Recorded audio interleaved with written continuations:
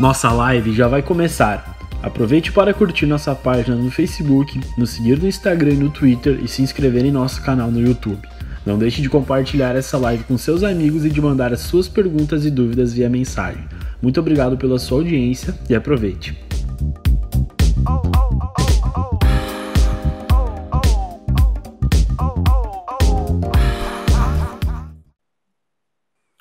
Olá, boa noite, muito boa noite a todos que estão nos assistindo nesse momento. Está começando a segunda edição do programa Ponto de Equilíbrio, uma live promovida pela Juventude do MDB do Estado do Rio Grande do Sul, para que a gente possa usar esse espaço para debater os assuntos mais importantes nesse momento em que vivemos um distanciamento social e que as pessoas têm muitas dúvidas e precisam conversar para entender o que está acontecendo e para falar sobre as perspectivas.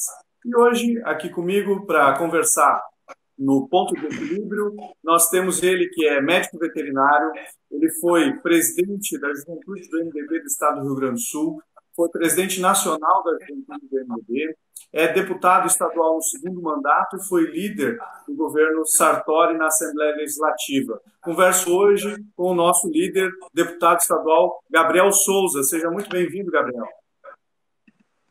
Bem, olá, Norton, boa noite. Estão me ouvindo bem, não? Aqui ouve bem tranquilo. Então, primeiro, boa noite a ti, né, que é o nosso presidente estadual da Juventude do MDB, membro do Diretório Nacional do MDB.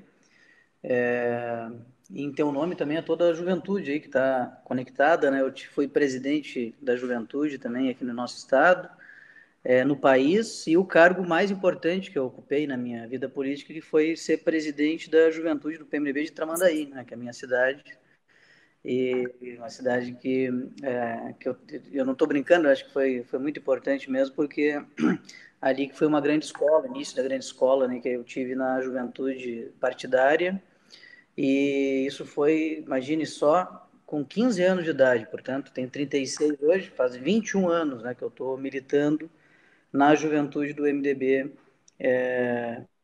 em algum nível, né? E desde então eu nunca deixei de ser dirigente partidário, né? Sempre fui dirigente do partido, ou na juventude, ou no próprio partido, né? Hoje, como secretário-geral do Diretório do Rio Grande do Sul, já pela terceira vez consecutiva, e também como primeiro secretário, né, da Executiva Nacional, cargo que eu, além de ocupar com muito orgulho, muita honra, do lado do presidente Baleia Rossi, também acredito muito a força da juventude do MDB do Rio Grande do Sul, que foi a protagonista, a precursora desse movimento. Foi um movimento importante aí que nós tivemos, oriundos da juventude do MDB. Se me permite, vou interromper um pouquinho aqui a minha saudação inicial, porque eu vi que um grande amigo está entrando e saindo na live, que é o Kleber Bevenhu, um grande jornalista do Estado, um grande pensador de estratégia política, foi nosso colega do governo Sartori, secretário da Comunicação e da Casa Civil. Um abraço, Kleber. Mandar um abraço para o Kleber também. Ele está dizendo aqui que não vai conseguir acompanhar toda a live, mas passou aqui para dar um oi, deixar um abraço para a gente. Uma honra, uma satisfação enorme, Kleber, poder ter aí tu nos acompanhando, e pode ter certeza que a recíproca é verdadeira. A gente tem uma grande admiração, eu especialmente tenho uma grande admiração pela tua pessoa. Tive a oportunidade de trabalhar contigo e aprender muito. Obrigado por estar nos acompanhando aí. Obrigado, Gabriel. Desculpa te interromper. Não, foi importante. E então, na juventude foi super importante naquele momento aí para a gente articular essa questão do espaço do Rio Grande do Sul na Executiva Nacional, uma chapa de renovação e tal. E, enfim, acho que nós estamos fazendo, dentro do que é possível fazer no MDB Nacional, está sendo aí uma gestão muito interessante, presidida pelo Baleia Rossi, né? E eu, enfim, estou à disposição, Norton, né? Vi que muito legal essa nossa forma de debater. Perdemos o sinal.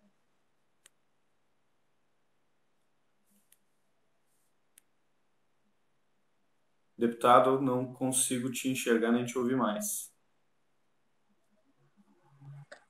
Vou pedir para o Natanael dar uma pausa aqui, ver se consegue reconectar o deputado Gabriel Souza, que parece que deu algum probleminha com a conexão dele. Enquanto isso, eu quero agradecer a todos que estão chegando aí na nossa live, agradecer o público que nos acompanha. Nós temos aqui alguns presidentes da juventude do MDB dos municípios. Aqui voltou o nosso deputado. Eu estava aproveitando, enquanto deu esse probleminha técnico, tá dando algum erro ainda, mas agradecer aí os presidentes de juventude do MDB dos municípios, que têm sido muito atuantes e se envolvendo muito nas questões agora, principalmente buscando informar a população, né, sobre esse momento difícil que a gente vive. Nós fizemos outro dia uma live lá na minha página sobre o auxílio emergencial, que teve uma repercussão muito grande, porque em todos os municípios a gente sabe que as pessoas estão tendo muitas dúvidas, estão precisando entender como acessar benefícios como esse do auxílio emergencial, estão precisando entender o que vem pela frente, estão precisando saber como reagir nesse momento tão duro e tão difícil. Então, por isso a gente tem promovido essas lives. Eu fiz lá na minha página aquela sobre auxílio emergencial, mas aqui na página da Juventude do MDB do Rio Grande do Sul, a gente quer também promover esses debates no sentido de trazer informação de qualidade, da gente trocar uma ideia e da gente criar, né, um cenário onde a gente não fale só do problema que vivemos, mas também a gente fale sobre as perspectivas do futuro. E até por isso, o tema bem específico hoje com o deputado Gabriel Souza é um debate sobre o estado que teremos depois do Covid-19, né? O que vem pela frente. E estado não no sentido estado Rio Grande do Sul, mas estado no sentido lato sensu, né? O que vai ser da máquina pública, o que vai ser da sociedade civil depois do Covid-19. Deputado Gabriel, não sei se consegue me ouvir. Eu estou te ouvindo enxergando bem, aqui pela minha telinha, mas não sei se de repente tu está conseguindo me acompanhar daí. Eu estou te acompanhando, te ouvindo e te assistindo. Estou vendo a tua imagem também.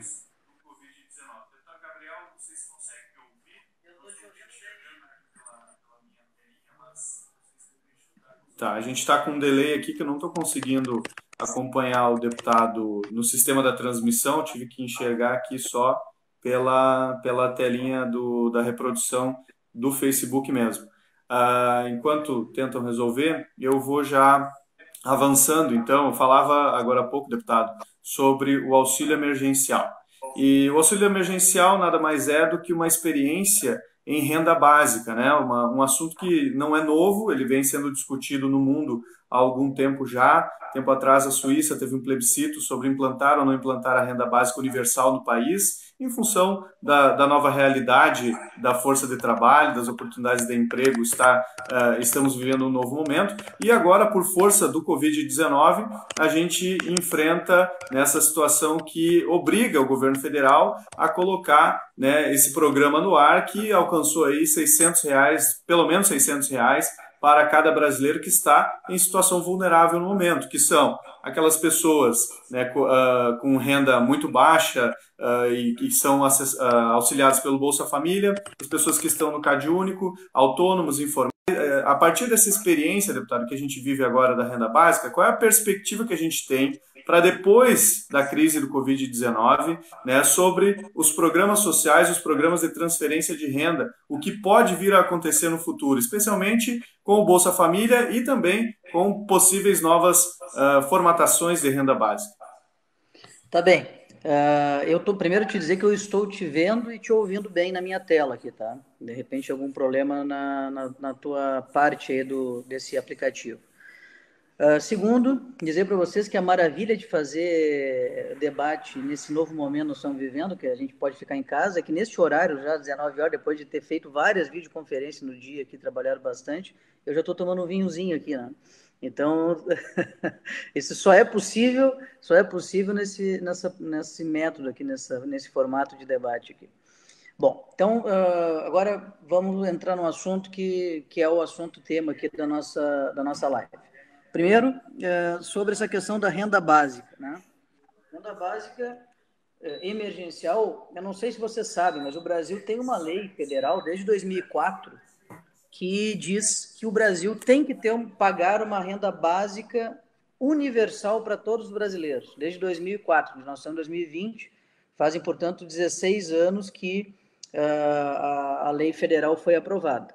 Essa lei é uma lei que, na verdade, na época, gerou alguns debates aí no nível nacional, né?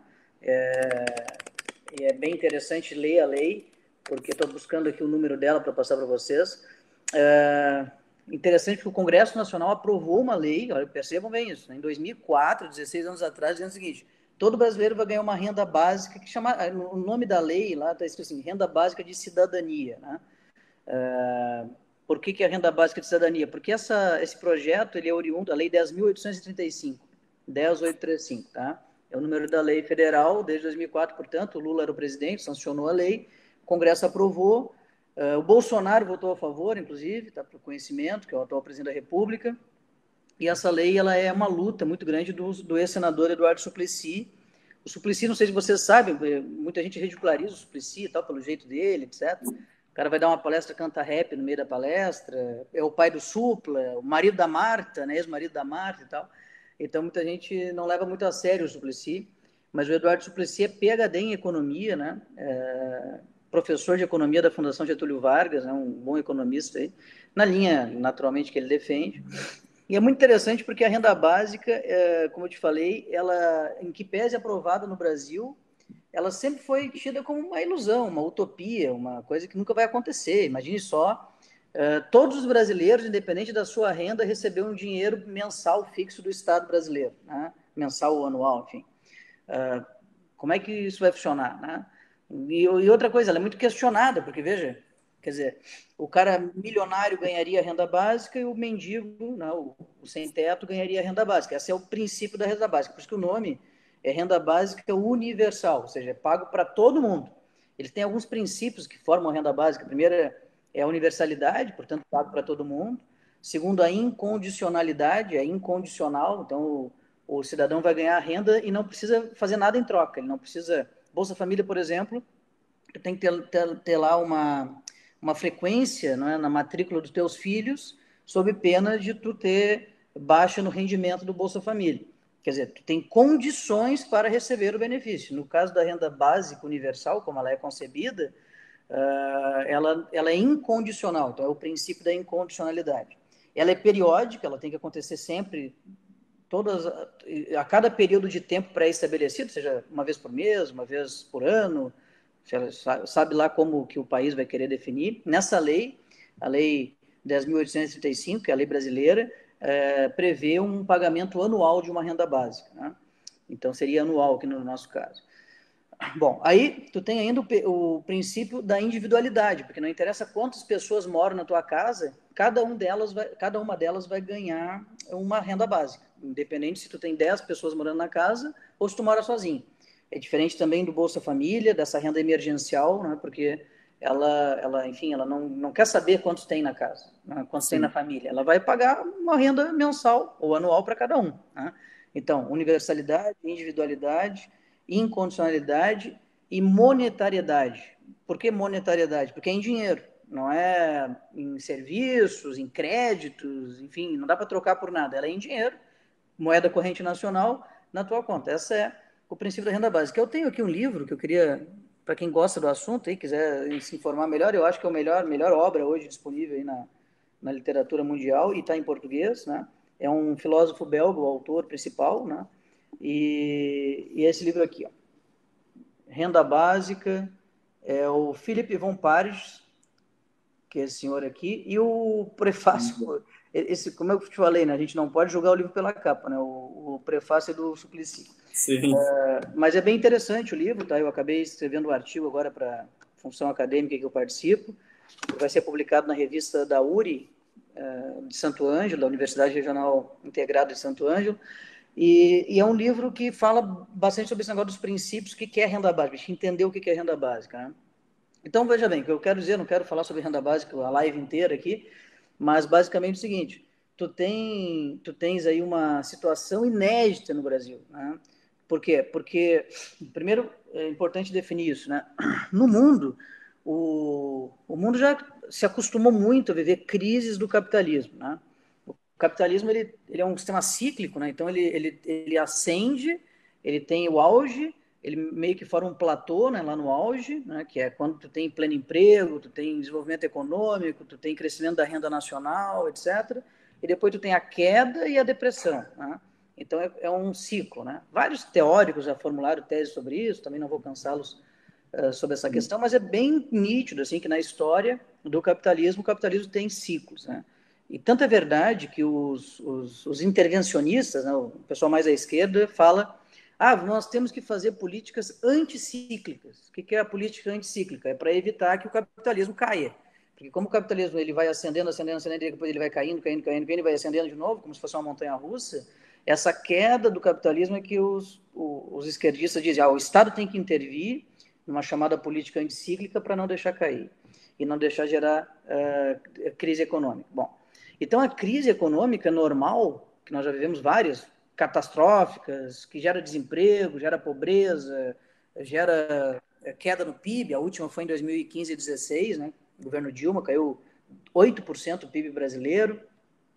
Ela basicamente origina-se da falta de bom humor do mercado. Quer dizer, o mercado, o capitalista, né, quem tem capital, quem tem dinheiro, ele, por algum motivo, ele acha que a coisa não está confiável, por um milhão de motivos, né? Pode ser, no caso brasileiro, foi um problema fiscal, né? Porque o Brasil começou a gastar mais com a arrecadação, e aí simplesmente o capitalista, o dono do dinheiro, deixa de gastar. Ele não gasta, ele guarda o dinheiro, né? No linguajar econômico, ele entesoura o dinheiro, ele como se fosse um tesouro, né? Ele guarda aquele dinheiro. Ele provavelmente vai guardar num fundo de investimento, num CDB, enfim, alguma coisa que renda.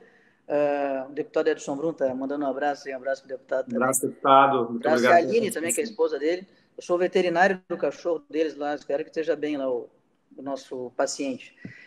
Mas basicamente, então, voltando, o capitalista ele começa a guardar o dinheiro e não gasta, não investe o dinheiro, ele não coloca o dinheiro onde isso geraria emprego, não abre uma empresa nova, não coloca num fundo de participação imobiliária e por aí vai. Bom, então, quando isso acontece, chama-se crise econômica, tá certo? É a mudança do humor da economia, que acontece por algum motivo, às vezes até motivos que não deveriam estar acontecendo, mas simplesmente acontece e acontece a crise. Nós não estamos vivendo uma crise.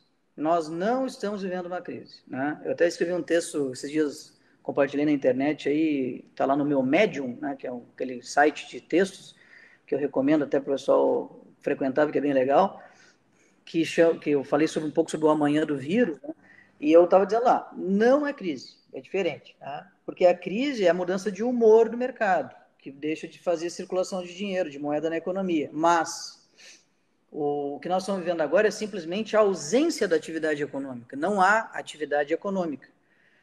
Ou há de maneira insignificante, por um período transitório, claro, né? Agora parece que está voltando aí o comércio, não se sabe até quando, pode parar em maio de novo, pode parar em junho de novo, mas basicamente a grande diferença que nós estamos vivendo nós não estamos vivendo uma crise, nós estamos vivendo uma falta da atividade econômica. Isso nunca aconteceu no Brasil. Aconteceu no mundo no século XX? Sim, aconteceu algumas vezes. Na primeira vez lá no início do século XX, 1914 a 1919, a Primeira Guerra Mundial, e depois na Segunda Guerra Mundial em 39 a 45, certo? Aí, mas veja bem, é importante dizer assim, mas a Segunda Guerra então aconteceu. Não no Brasil, aconteceu na Europa, aconteceu em partes da Ásia, aconteceu no norte da África, aconteceu em alguns lugares do mundo. Mas o Brasil não teve um tiro disparado aqui, né? Não teve um boteco fechado na Segunda Guerra Mundial, né? Quer dizer, as fábricas continuaram trabalhando, aliás, teve fábricas que trabalharam mais, porque começavam a fornecer insumos para a guerra, né? Então, a economia brasileira, primeira vez, na independência não parou o comércio, não parou a atividade produtiva. Na Revolução de 30 não parou o comércio nenhum, né? No golpe de 64, 1º de abril de 64, não fechou uma quitanda, né? Aí em Restinga Seca, Norton, onde tu tá, a vida continuava. Aliás, naquela época até o pessoal ficar sabendo que houve um golpe lá em Brasília demorava, né, muito tempo, né? Então, basicamente é o seguinte, no Brasil, a primeira vez nós estamos vivendo isso, né? E talvez em vários lugares do mundo também. E quando isso acontece, o que tem que acontecer? O que tem que acontecer imediatamente? O Estado ele tem que substituir a atividade econômica, né? Ele tem que entrar para valer no negócio e tem que fazer as vezes de atividade econômica. Quer dizer, aquilo que acontece, aquela troca de dinheiro, a economia, enquanto atividade humana, ela é a troca de produtos, insumos, através do meio monetário, né? Na nossa economia capitalista monetária, que é a moeda, no caso brasileiro, o real. Exato. Então, eu compro esse computador que eu estou falando contigo e em troca dou dinheiro, né? Então eu troco o dinheiro pelo produto, né? No caso do momento atual, nós estamos vivendo um momento que não tem atividade econômica. Então, simplesmente o Estado vai ter que fazer essas vezes, e vai ter que fazer com que o dinheiro chegue nas pessoas e nas empresas, né? E também no próprio Estado, porque o Estado que a gente fala, né, o Estado lato sensu, né, o Estado, poder público em geral, Estado, União, municípios, Sim. o Estado brasileiro vai ter que pagar a si próprio para que haja o financiamento da sua própria máquina, porque senão, como é que o município de Restinga Seca vai pagar a folha no mês que vem? Né? Como é que Ele o vai ter que Estado se do Rio Grande do Sul... endividar para fazer a roda girar e voltar, né, para ter algum retorno também de impostos com a própria dívida que ele está gerando, né? Aí o Chico Donato, da Fundação Luiz Guimarães, um abração, Chico, lá do Espírito Santo, nós somos nacional.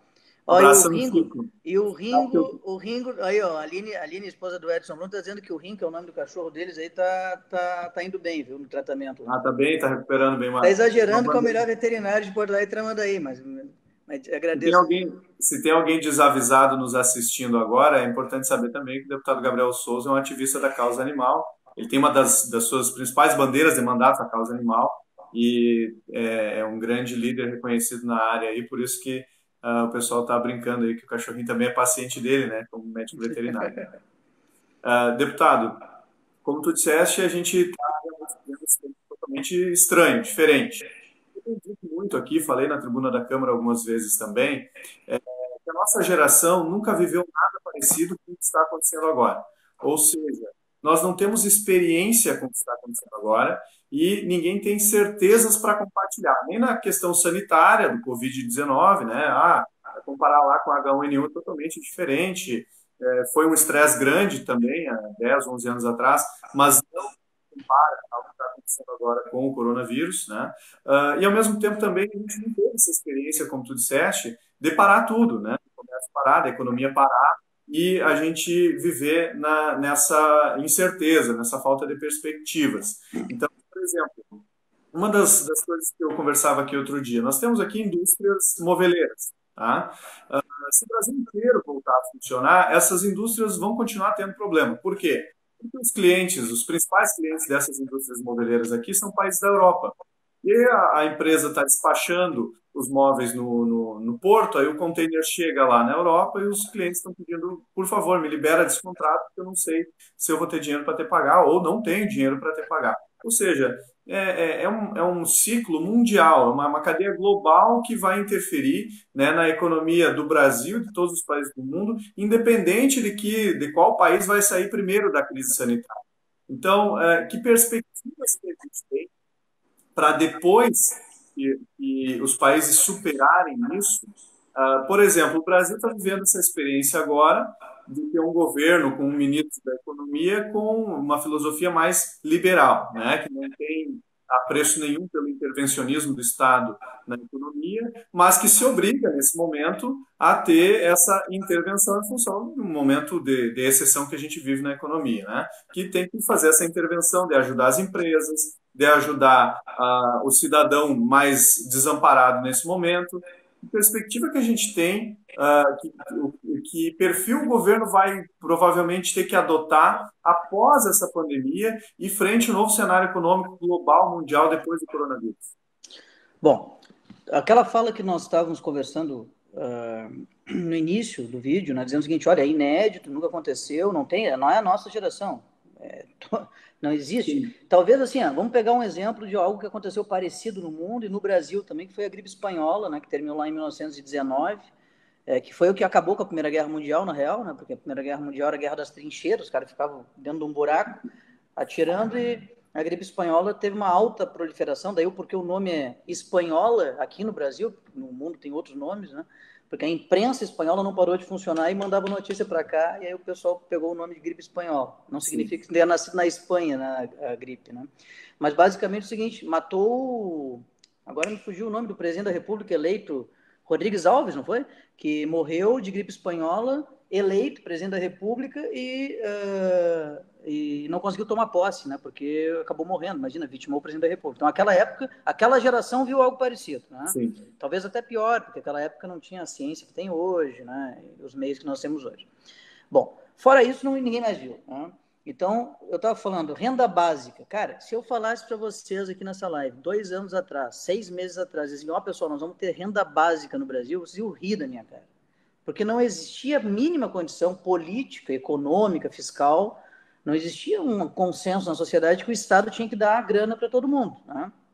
Então, agora, nós temos uma lei, né, que é uma lei que não é a 10.835, né, é uma lei nova, é uma lei de 2020, lei 13.000 alguma coisa, que o Congresso Nacional votou, que está dando uma renda básica emergencial, portanto, não é universal, não é incondicional, é incondicional, mas não é universal, né? Tem um setor da população específico. Acho que vocês fizeram uma live ontem ou anteontem com o Beto, né, sobre isso, que é o famoso Corona Voucher, né?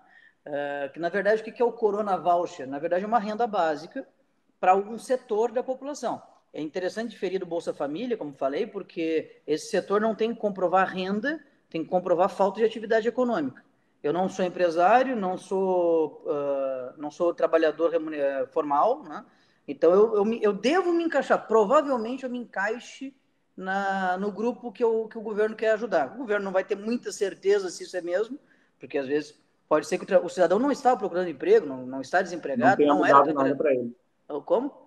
Pode ser que não tenha mudado nada para ele. Pode ser que não tenha mudado nada, mas ele vai ainda assim poder ganhar. Portanto, ele não vai ter que ter nenhuma contraprestação do serviço, né? Quer dizer, eu pago para ti uma renda e tu vai ter que botar teu filho na escola, vai ter que me provar que tu está vacinado para gripe, não tem nada a ver. Tu vai ganhar incondicionalmente. Então, tu tem o princípio da incondicionalidade, mas não tem o princípio da universalidade. Quem é empregado, quem é empresário, quem tem vínculo de emprego, quem é servidor público, não vai ganhar a renda básica emergencial. Sim. Mas mesmo assim, é uma coisa inacreditável o quanto o país entrou desde 2015 necessariamente numa rota, quer dizer, desde o governo Dilma, o final do governo Dilma, quando ela bota o Joaquim Levy no Ministério da Fazenda, e depois o Nelson Barbosa menos que o Joaquim Levy, mas ela tira aqueles fora da casa que quebraram o país, Guido Mantega e Companhia Limitada, do triunvirato econômico, né, Banco Central, Ministério do Planejamento, Ministério da Fazenda. Quando ela faz isso, a própria Dilma, em 2015, portanto, ela ganha a eleição em 2014 e vem em 2015 e já muda radicalmente a política econômica e implementa uma política econômica de austeridade fiscal, certo? Então, essa linha que o Brasil adotou desde 2015, inclusive no governo do PT, então é governo do PT, Dilma 2, né?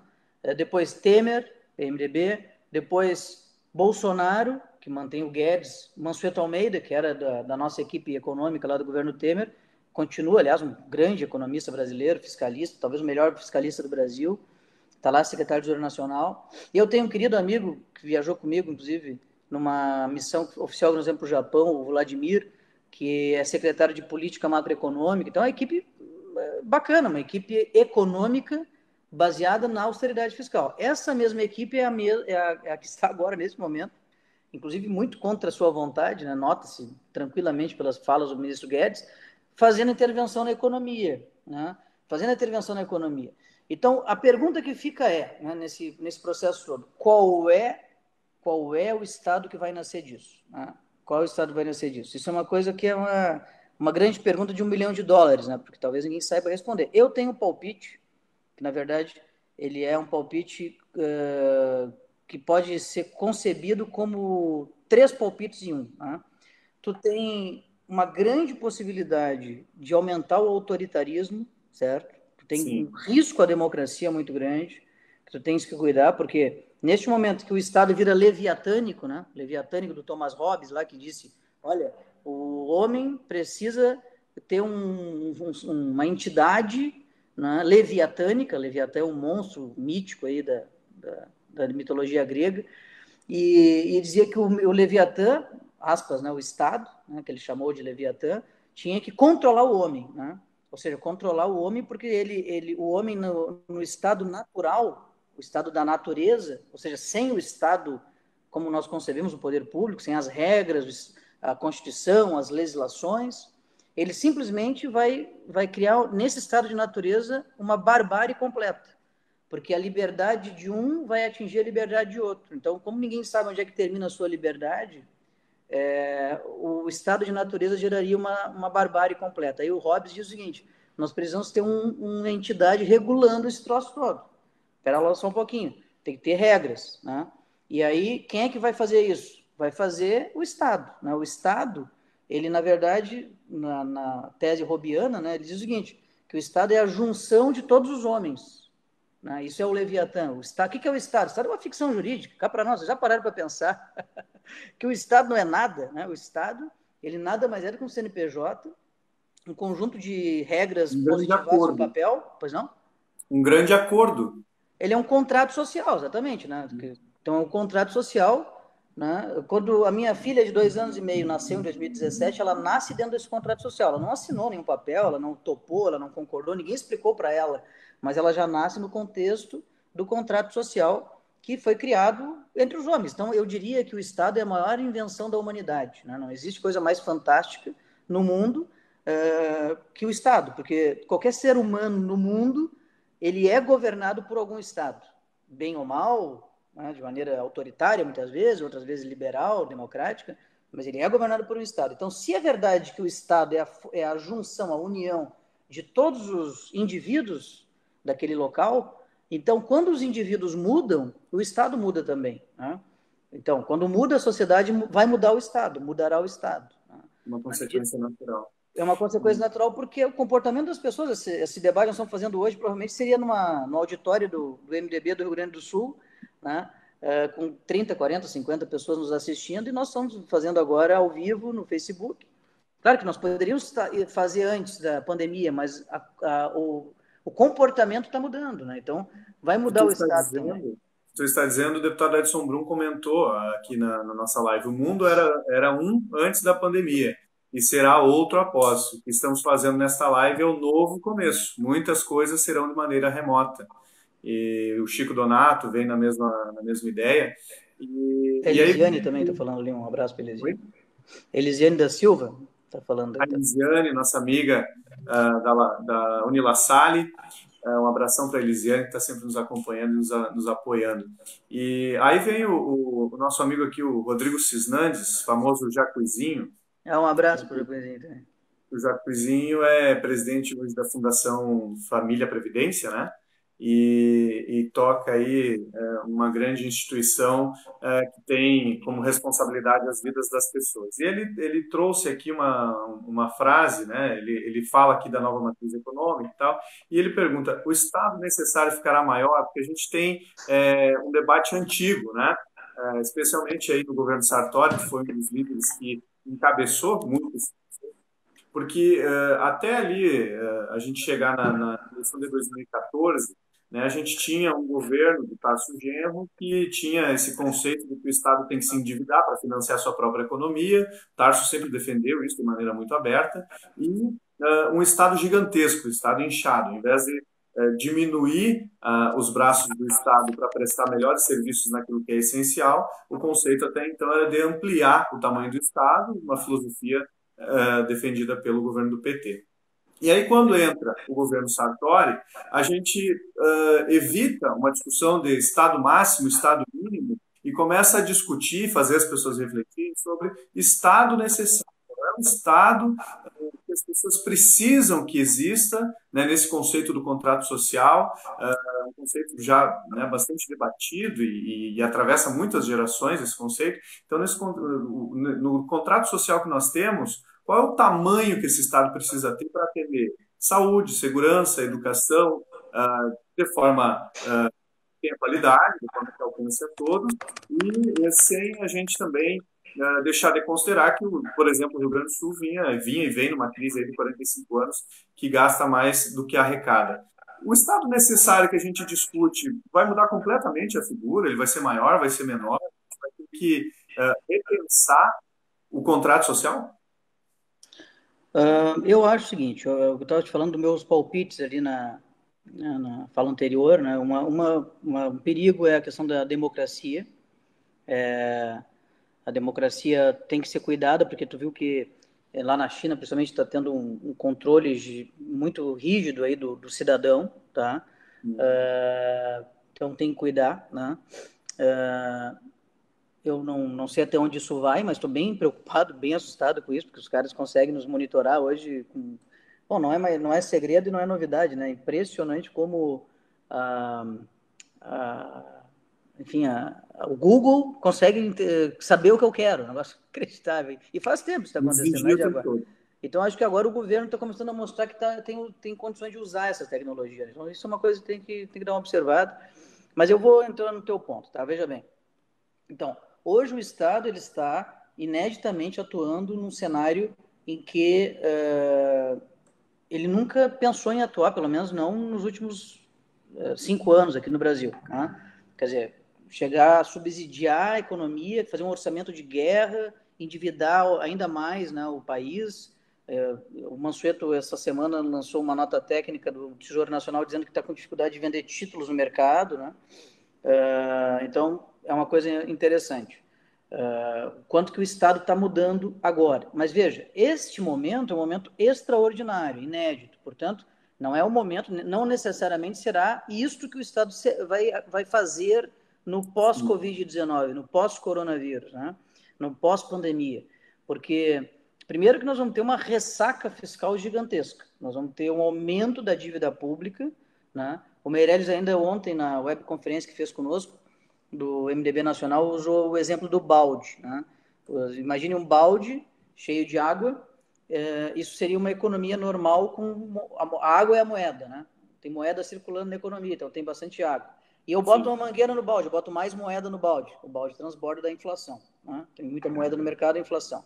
Ele está dizendo, olha, agora não tem problema botar mais moeda no mercado, porque o balde está pela metade. Então, tu bota a moeda e ele vai encher até o limite, não gerando inflação. Né? O exemplo bem metafórico que ele usou. O Meirelles tem defendido que o governo tem que gastar nesse momento para manter a economia segura, né? É que não existe outra possibilidade. O governo vai ter que gastar com 4 clientes. Né? O primeiro é o cliente empresa, né? Pessoa jurídica, privada, que está precisando pagar folha, capital de giro, vai estar fechado por um período, já esteve fechado, vai estar fechado, não se sabe, né? Precisa desse apoio. Segundo, o cliente trabalhador formal, que não pode perder seu emprego. Se vier a perder, precisa do seguro-desemprego. Terceiro, o trabalhador informal, que vai ganhar renda básica emergencial. E quarto, o próprio Estado. O próprio Estado é cliente do Estado, na medida em que ele vai ter que subsidiar a perda de ICMS dos estados e municípios, o seu próprio recurso lá na União, né? Então, ele vai ter que se endividar. Não tem outro jeito hoje, não existe outro jeito. Né? Então, eu vou voltar aqui. Qual é o Estado que vai sair da crise? Eu tenho impressão que temos grandes chances de ter, de fato, o Estado centrista, certo? Por que eu acho que o Estado centrista tem chance nessa briga que vai ser, a cotovelada de quem é que vence a corrida para conseguir sair da crise vivo, né? Do ponto de vista das linhas ideológicas, políticas, filosóficas, de como ter o Estado. Né? Aliás, eu queria responder aqui estava falando do Estado Leviatânico, José Solon, bom Solon, o Solon, né? Ele está dizendo que é de origem hebraica, né? E eu falei da mitologia grego, na verdade, pelo que se sabe aqui, o Leviatã do Hobbes, né, em que parece tenha sido citado no Antigo Testamento e tal, realmente, né, daí de origem hebraica, mas ele, pelo que se escreve, no próprio Leviatã do Thomas Hobbes está escrito que ele seria um animal da mitologia originalmente grega, né? Mas o importante não é saber se ele é grego ou se ele é hebraico. Estou dizendo o seguinte, que o Estado leviatânico, né, que o Hobbes tanto fala, é um Estado que vai ser interventor, que é um Estado que vai evitar que o homem exerça a sua ação humana, que na visão hobbiana é uma ação agressiva, uma ação que o homem é o lobo do homem, né, que é o que ele dizia. Sim. Então, eu não sei se o Estado centrista não seria um Estado que poderia comedir esse intervencionismo demasiado, que é um intervencionismo que é necessário atualmente, de um Estado que vai emergir dessa pandemia com uma ressaca fiscal gigantesca e que pode ter um rebote liberal muito grande, entendeu? Quer dizer, se nós estávamos, meu ponto nós estávamos numa linha de austeridade fiscal, nós estávamos numa linha de diminuição do tamanho do Estado. que o liberalismo diz? Olha, o Estado empresário tem que sair fora, né, que é o Estado que tem empresas que competem com a iniciativa privada, né? O próprio Keynes, que é um grande economista esquerdista, né, quer dizer, ele não era esquerdista, ele era liberal, mas os esquerdistas compraram o seu ideário, e de fato Keynes solicita intervenção do Estado nessas épocas que nós estamos vivendo de crise.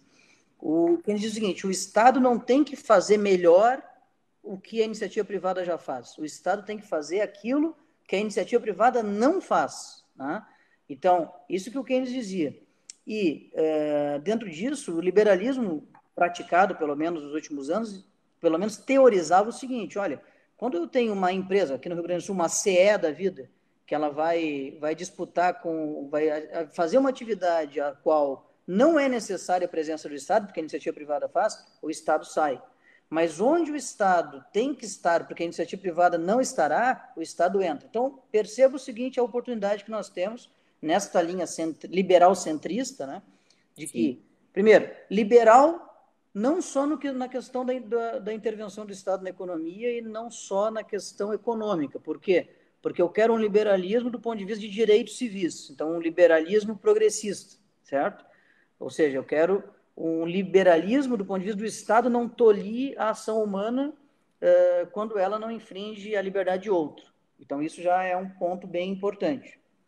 Esse liberalismo comportamental, de costumes, digamos assim, dos direitos civis, né, é um liberalismo qual ele é compartilhado, inclusive, com setores da esquerda. Tem setores da esquerda que dizem, não, nós queremos que as minorias, né, étnicas, de gênero, sexuais, religiosas, tenham liberdade. Portanto, esse liberalismo é um liberalismo que me parece que está dentro do Estado centrista, né? Um Estado que vai respeitar os direitos civis. 2, nós vamos ter um Estado que vai estar atuando, vai continuar atuando por um tempo em alguns setores. Então, o Estado vai comprar agora, por exemplo, debêntures no mercado, que é, na verdade, a emissão de títulos privados de recebíveis de futuro. Né? Eu vendo meus recebíveis por um deságio, por um desconto, e alguém compra, o nome disso é debênture. Eu vou lá e compro uma debênture. O Banco Central comprar debênture no Brasil é uma coisa inacreditável. No Banco Central americano, o Federal Reserve, ele faz isso eventualmente, né? Está fazendo agora, por sinal. Mas no Brasil, o Estado comprar debênture privada para quê? Né? Para ajudar a empresa, só tem um jeito, né? Para ajudar o fundo de investimento, para ajudar a manter a planta produtiva. Então, o Estado necessário, que eu acho que tem grande chance de sair dessa crise, ele vai ter que dosar essa participação dele, que aconteceu ineditamente, necessariamente, neste momento atual, para, no momento número 2, dosar essa participação com a ressaca fiscal, quer dizer, com aumento abrupto de gastos públicos, os quais vão ser oriundos para financiar o esforço de guerra, né? Porque, na verdade, é uma guerra. Então, eu acho que o Estado pode, de fato, ser um Estado centrista. Agora, quando eu falei da renda básica, né, eu fico perguntando o seguinte: o modelo de Estado que vai surgir, ele vai ter que ser um modelo, como falei, a união dos homens forma o Estado, portanto, um modelo muito parecido com o que vai acontecer com a humanidade geral, com a sociedade. A nossa sociedade vai mudar o jeito de se relacionar. No relação capital-trabalho, né, ou seja, o teletrabalho vai surgir com muito mais força que já existe. Sim. Tu vai ter a questão de saúde, tu vai ter a telemedicina, que era uma polêmica, agora está regulamentada às pressas para poder atender à distância. E funcionando muito bem. E está funcionando muito bem, em muitos casos. Tu tem depois a questão educacional, né? Eu estudo em Curitiba 2 vezes por mês, meu curso lá. Eu não estou indo mais, obviamente, pelo fato de que não posso, né? Isolamento social, não posso pegar avião, a faculdade está fechada. Nós estamos fazendo aula nos aplicativos de teleconferência, normal, não perde nada, nenhuma vírgula de qualidade, de possibilidade de aprendizado. Então, a educação vai mudar, o trabalho vai mudar, a saúde vai mudar, a educação vai mudar, a comunicação já está mudando e vai mudar muito mais. O Estado tem que mudar junto. Então, esse jeito que o Estado vai ter que se comportar nos próximos períodos vai significar a consolidação da democracia, porque senão nós vamos ter uma crise de representatividade maior do que nós tínhamos, e essa crise de representatividade vai dizer o seguinte: a sociedade, de novo, não vai se enxergar, não vai legitimar o Estado, e aí tu vai ter 2013, tu vai ter Ocupe, tu vai ter Primavera Árabe, tu vai ter, enfim, todos os movimentos que aconteceu, inclusive no Brasil, que é uma crise de representação do Estado no mundo inteiro, e depois tu vai ter uma forma nova do Estado se interagir com a sociedade. Meu ponto é, eu vou ser bem avançado aqui, mas é bem interessante essa reflexão. Será que essa questão, é importante isso, né? O Estado hoje ele presta vários serviços, né? Vários serviços à população, muito bem. O liberalismo diz o seguinte, o Hayek e o Friedman concordavam no seguinte sentido, o Friedman principalmente que escreveu mais sobre isso. O Friedman dizia o seguinte, olha, esse negócio da renda básica não seria errado, porque veja bem, o Estado, na visão liberal do Friedman, que é o papa do liberalismo, do chamado neoliberalismo, o novo liberalismo, que surgiu depois da Segunda Guerra Mundial, ele diz o seguinte, olha, o Estado não sabe gastar dinheiro.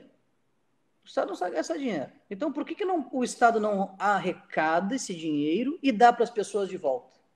E o Friedman inventou uma teoria muito interessante, aliás, inventou não, porque já estava inventada, mas ele ingressou, subscreveu essa tese, que é do imposto de renda negativo. Ele diz o seguinte, o cara tem que ganhar X. Se ele ganhar menos, o Estado complementa. Se ele ganhar mais, ele paga imposto.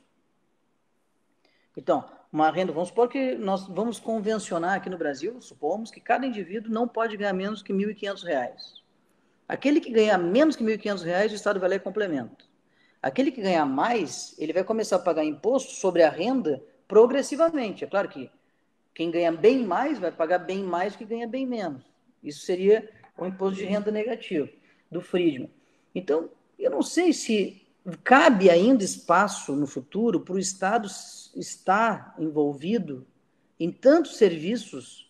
Quer dizer, o SUS está se mostrando extremamente necessário mais do que nunca. Ok, saúde não se comenta, né? Educação sempre é necessário e, inclusive, nós estamos vivendo um momento crítico aí na questão educacional, tendo em vista que é difícil que o Estado dê educação para as pessoas nesse momento, porque pessoas que não têm acesso à internet não conseguem, obviamente, ter aulas à distância.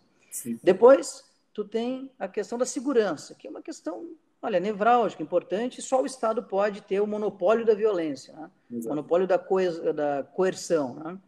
Bom, então, depois tu vem com o Estado em algumas áreas que tu começa a pensar, será que o Estado precisaria estar aqui?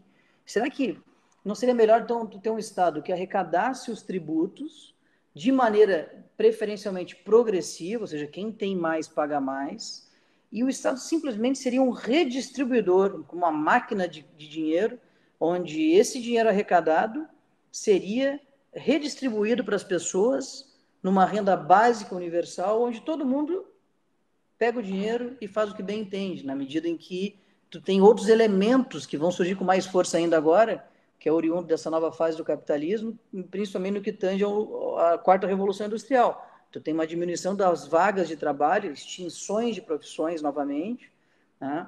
Profissões que não vão mais existir, e eu não sei, talvez os estudiosos desse assunto sejam errados, mas tem uma grande chance do mundo não ter vagas de trabalho para todo mundo.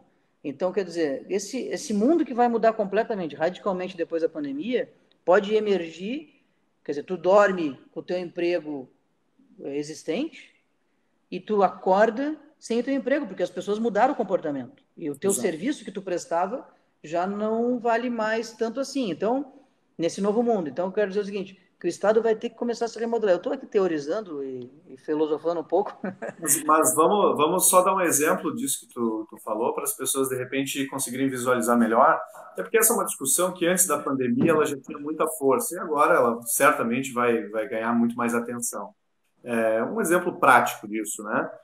Tu tem aí, desde uns 4, 5 anos, até mais, o grande conflito do Uber, né? O Uber chegou no Brasil e causou um desconforto muito grande nos taxistas. E aí, além do Uber, vieram outros aplicativos também. E enquanto se discute no Brasil, e agora menos, mas enquanto se discutia muito esse conflito no Brasil em relação ao Uber tomar o lugar do taxista, a Uber já estava trabalhando com o Uber sem motorista, com o carro automatizado, né, que não precisaria de um ser humano para fazer o serviço que faz. Ou seja, inevitavelmente, o que tu disseste é uma realidade. Vai ter menos emprego, vai ter menos opções para as pessoas trabalharem, né? Porque o Estado vai se modernizando, as coisas vão os serviços vão sendo prestados de outra forma e as oportunidades de trabalho, isso obriga a ter uma discussão de como essas pessoas que participam da economia vão ter esse retorno, e aí a gente entra nos conceitos da renda básica. Eu acho que fica talvez mais palpável, você está filosofando, mas acho que é uma discussão muito presente, né? Por mais que às vezes as pessoas elas não estejam discutindo filosoficamente, elas estão discutindo no seu dia a dia os efeitos dessas mudanças. Sim, esse negócio da renda básica, pegando esse gancho final aí, Norton, e tentando responder um pouco a pergunta, é o seguinte, veja bem, tu tem uma lei federal dizendo que por 90 dias tu vai pagar uma renda básica emergencial. Quantos brasileiros sairão dessa pandemia sem emprego? Hoje nós tínhamos 14 milhões, antes da pandemia nós devemos ter 30 milhões sem emprego. 30 milhões. Essa semana eu li hoje na internet, 5 milhões, mais de 5 milhões de americanos pediram o seguro-desemprego. Então, o que eu quero dizer é o seguinte, eu não consigo dizer se é 90 dias a renda básica, tá me entendendo? Não consigo dizer. Então, que estado que vai sair desse negócio, né? Na medida em que tu tem uma situação que tu não conhece, né? Que tu vai ter que enfrentar e que, principalmente, ela vai ser completamente diferente do que nós estamos vivendo hoje. Então, eu diria o seguinte, nos próximos 5 anos, nós vamos ter profundas transformações oriundas dessa pandemia. E quando me perguntam o seguinte, Gabriel, quando é que... eu fui na barbearia hoje, aqui em Tramandaí, que pôde reabrir, né? E aí fui lá fazer a barba e tal, cortar o cabelo. E aí o pessoal me perguntou lá, quando que volta ao normal? E eu disse, nunca mais. Como assim nunca mais? Não, nunca mais, porque não tem mais normal. O normal que nós conhecíamos não existe mais. Não Né? existe mais. Nós vamos ter um novo normal. Tá virando já meio clichê essa expressão novo normal. Exato. Porque que bom, né? Porque tá o pessoal já se ligando que vai cair, vai acontecer um novo normal. Então, esse novo normal é que nós vamos ter que aprender a lidar. Eu não conheço esse novo normal ainda, né? Eu sei, por exemplo, que vai ter uma revolução nas vagas de emprego, porque vai ter serviços dos quais vão ser desnecessários. Eu sei o comportamento das pessoas. Eu, por exemplo, fiz hoje uma webconferência com o promotor de justiça, que é o coordenador da área ambiental do MP, do Estado. Como é que funcionaria antes? Eu iria de carro até lá, ou de Uber. Se eu fosse de carro, eu ia pedir para algum assessor ir dirigindo, porque é uma coisa horrível estacionar naquele lugar onde fica o Ministério Público em Porto Alegre. Ou eu iria de Uber e subiria até o 21º andar, que fica lá o gabinete desse promotor. Eu ia ficar lá, esperar 10 minutos para ser atendido, ele ia me receber, ia ter alguém servindo um café, uma água, né? Nós íamos ter uma reunião de 40 minutos, sendo que desses 40, metade ou um pouco menos da metade, nós íamos falar de outros assuntos, porque acaba que a gente se vê e a gente vai conversar. Sim. Então, o que aconteceu hoje? Ele estava na casa dele, eu estou sentado agora na minha casa em Tramandaí. Eu tive um assessor que participou, que estava também na sua casa em Osório. Uma outra assessora participou, que estava em Porto Alegre. Nós 4 nos reunimos no Google Hangout, que é um aplicativo gratuito da Google, que existe há muito tempo. E nós falamos o assunto que eu tinha que falar. Em 15 minutos acabou a reunião. Tá? Eu não quero mais voltar a fazer que nem antes, Nardo. Eu não vou mais fazer reunião assim, na medida do possível. Se o interlocutor topar, eu não vou mais sair da Assembleia, pegar o carro, ir até lá. Isso envolve custo, inclusive de recurso público, nesse caso que envolve um parlamentar e um promotor, envolve tempo, né, que eu sou remunerado pelo meu tempo, tu é vereador, tu é remunerado pelo teu tempo, a comunidade te paga pelo teu tempo para legislar, fiscalizar o executivo, etc., entre outras tarefas. Então, eu não quero mais isso, eu não quero, sinceramente. Eu quero ter no meu gabinete um computador, uma televisão com um webcam, onde eu posso fazer minhas audiências ali, sem prejuízo nenhum a alguém querer me visitar, mas basicamente... Outro dia eu falava com o Beto Fantinel, e o Beto me dizia exatamente a mesma coisa que tu tem dito. Vai mudar completamente porque a gente descobriu que tu fazer uma reunião, por exemplo, num Hangout, uma reunião por outros tipos de aplicativos ela é muito mais eficiente, tu economiza tempo de deslocamento e também não tem esses assuntos paralelos numa reunião desse tipo, então acaba sendo mais eficiente. O Beto está em Brasília, Brasília ainda mais se tem mais esse problema do deslocamento, da espera e tal. As reuniões que antes faziam lá no Palácio da Alvorada, lá no Ministério em pouco resolvido o problema e tem a mesma. Isso que tu está dizendo, já a gente percebe que é uma tendência natural de todo mundo que está se envolvendo muito com essa temática agora do home office, com essa questão da discussão política. Nós, políticos, né, como tu disseste, a gente está se comunicando muito através das redes, WhatsApp, de conferências e lives. Então, me parece, sim, que vai ser uma tendência natural. O mundo vai se modernizar de forma mais rápida em respeito a esse comportamento social, né? Sim, sim. É um mundo realmente novo. Eu estou dizendo o seguinte, que tu vai ter serviços públicos que vão inexistir, vão acabar, né, vão Exato. ficar inservíveis, porque não vai ter, Não vão né? ter razão de Tu existir. quer ver uma coisa? Vamos lá, o Porto Alegre, nossa capital, vê um grande problema de transporte público. Grande problema de transporte público. Eu não estou dizendo que vai acabar o transporte público, jamais irá acabar, imagino eu, porque as pessoas vão ter direito à cidade, né? Então, a questão do direito à cidade, quer dizer, eu quero, né, explorar a cidade, usar os equipamentos públicos, eu tenho direito. Bom, mas é verdade também que vai diminuir a massa de pessoas usando o transporte público. Já diminuiu por causa do Uber, né, que é o que tem quebrado, uma das razões está quebrando o sistema de transporte público. Mas também porque quantas pessoas não vão precisar sair de casa para trabalhar? Né? Quer dizer, tu falasse bem, o Beto falou bem. Quer dizer, Brasília, com devido respeito, né? Se o interlocutor do governo federal topar fazer videoconferência, eu não preciso mais ir a Brasília tantas vezes como eu vou. Né? Acabei de receber aqui no meu WhatsApp, uma convocação da reunião da Executiva Nacional do MDB por videoconferência. Não precisa ir a Brasília para fazer uma reunião da Executiva Nacional do MDB, é só fazer por videoconferência. Né? Então, quer dizer, eu estou falando da videoconferência, mas não se apeguem só nisso. Né? Vai ser um mundo. A Elisiane falou uma coisa ali interessante, que é a questão do consumo. Né? Quer dizer, o quanto que nós consumimos. Já notou quanto tu economizou com essa quarentena? Provavelmente. Né? Porque Nossa. tu deixou de sair de casa, gastou menos gasolina, tu almoçou em casa, jantou em casa, tomou café em casa, é mais barato. Né? Então, por que a qualidade de vida fica melhor? Eu não entendo por que nós precisamos manter o trabalho físico presencial. Né? O Ministério Público me disse hoje, nessa webconferência, que aumentou 150% a produtividade dos servidores em teletrabalho, que eles já adotam há algum tempo lá teletrabalho no MP. Então, eu acho que com isso, né, voltando para o nosso assunto aqui, é impossível tu imaginar um Estado igual. Né? Aqueles que estão imaginando, não, agora eu vi o Mansueto falando ontem no Valor Econômico. Não, é o seguinte, não vou me preocupar em 2020, porque 2021 volta tudo ao normal. Nós vamos ter teto de gastos, vamos ter. Pode ser na política econômica, mas né, interessante ele dizer assim, volta tudo ao normal. Não volta tudo ao normal. Né? Nós vamos precisar mudar o Estado, as funções meio do Estado vão ter que se digitalizar, né, completamente, e as funções fins vão ter que ser revistas. Quais funções fins nós vamos querer? Quer dizer, função fim que eu digo que é o que atende a ponta lá do cidadão. Né? Então, muitas delas não serão mais necessárias. Né? Isso tudo nós já temos falado há algum tempo, o governo Sartori falou bastante disso, mas eu acho que agora virou imprescindível que se faça essa reforma do Estado, né? Esse Estado leviatânico que está agora atuando, prendendo quem vai para a rua, né? Vocês viram o Dória lá, o Witzel, né?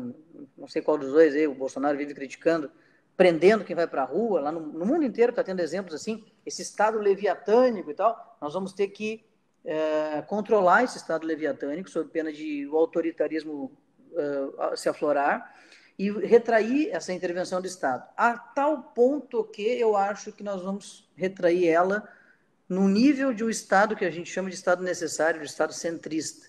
Eu acho que é uma grande oportunidade. O futuro do Estado está no centro. Essa é a minha opinião e uma mensagem reflexiva que eu deixo aí para a gente pensar um pouco sobre isso, se não seria esse o momento de partidos como o nosso, que é um partido centrista, um partido ponderado, moderado, ponto de equilíbrio, né? Esse Estado, eu acho que é o Estado que vai emergir dessa pandemia, quer dizer, um Estado mais moderado. Essa é uma hipótese, né?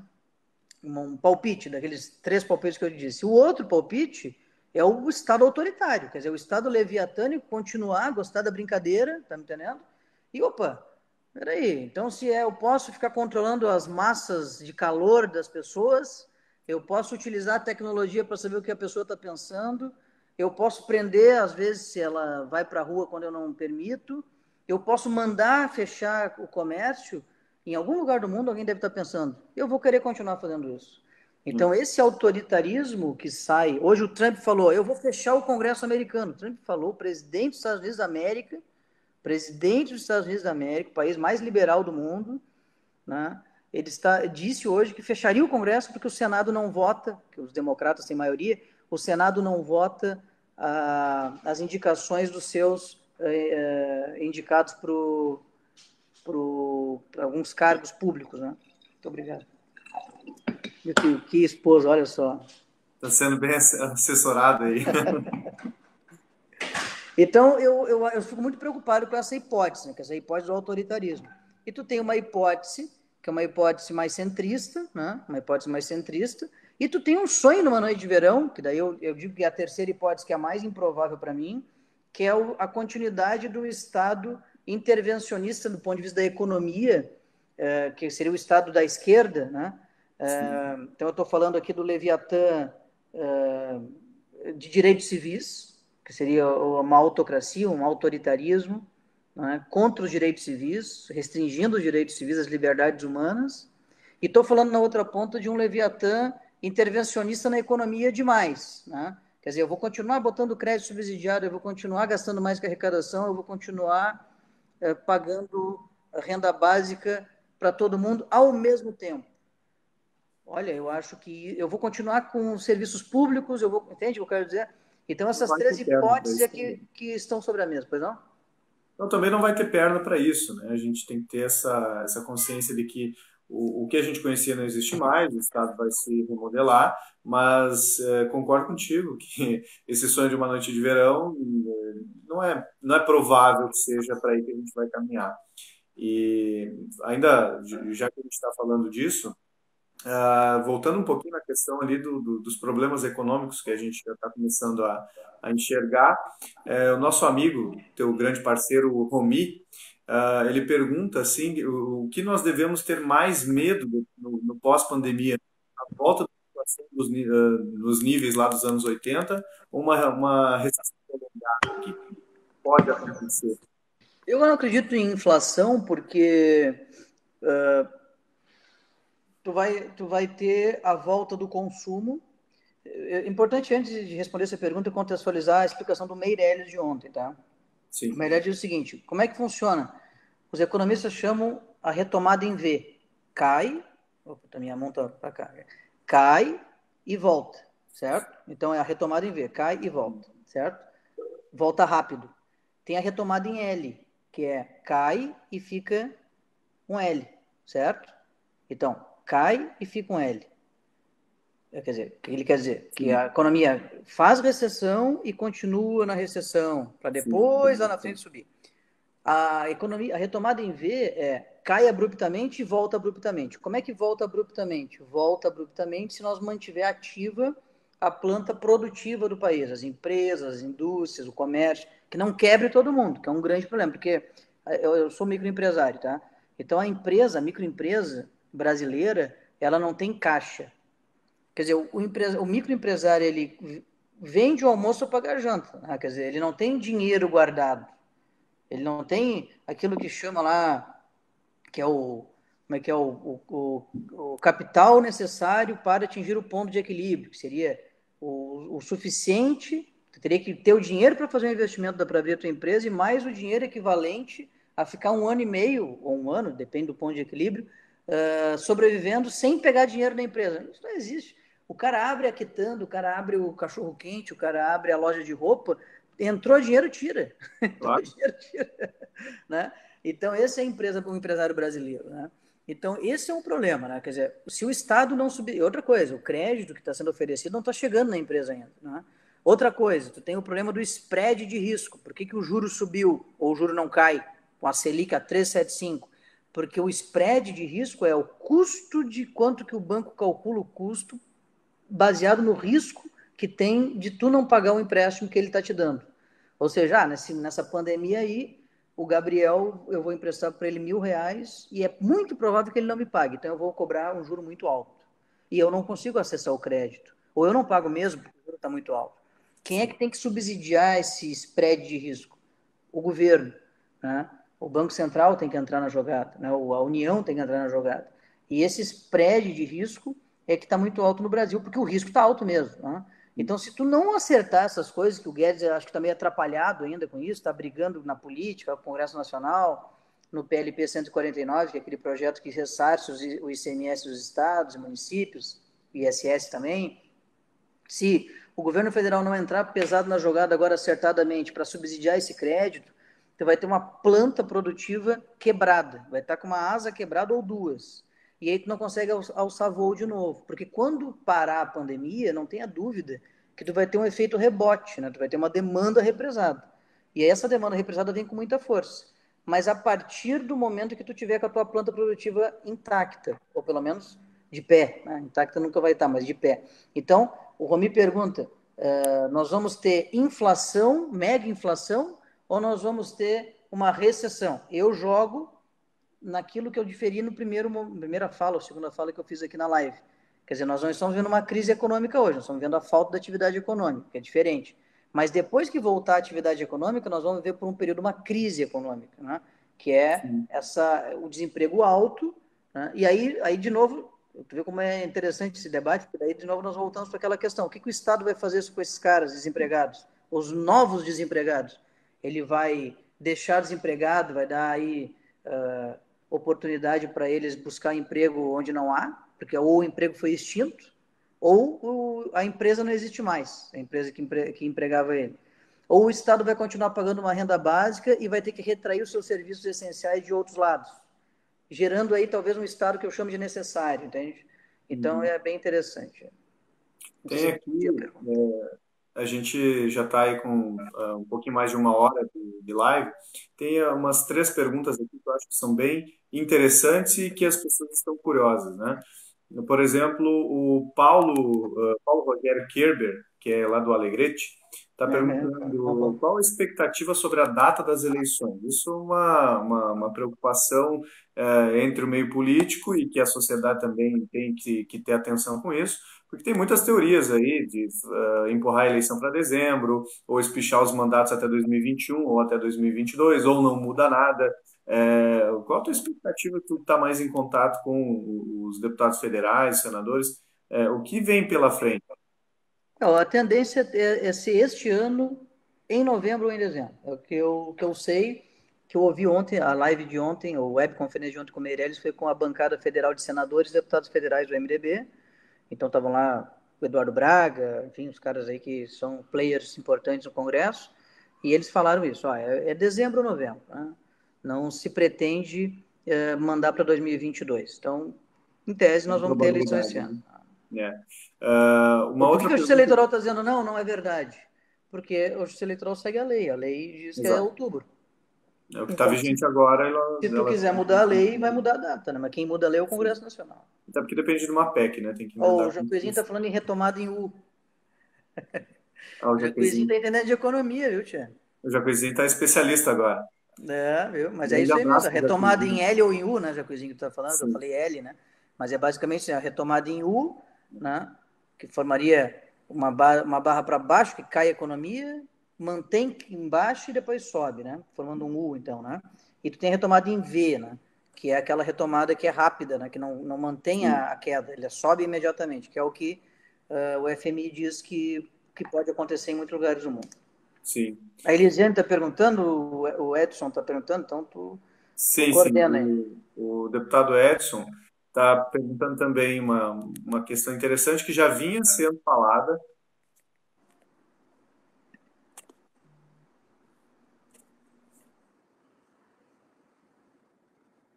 Acho que caiu o Norton, né? Deixa eu só conferir aqui, turma. Alguém pode me confirmar, por gentileza, se eu estou... Olá. Voltou o Norton, voltou. Tá. Não, caiu de novo. Se alguém puder me confirmar se nós estamos ao vivo ainda, eu te agradeço. Olá, voltei. Voltou? Tá. Deputado, o deputado Edson pergunta aqui algo que já vinha sendo falado há algum tempo, especialmente agora no governo Bolsonaro.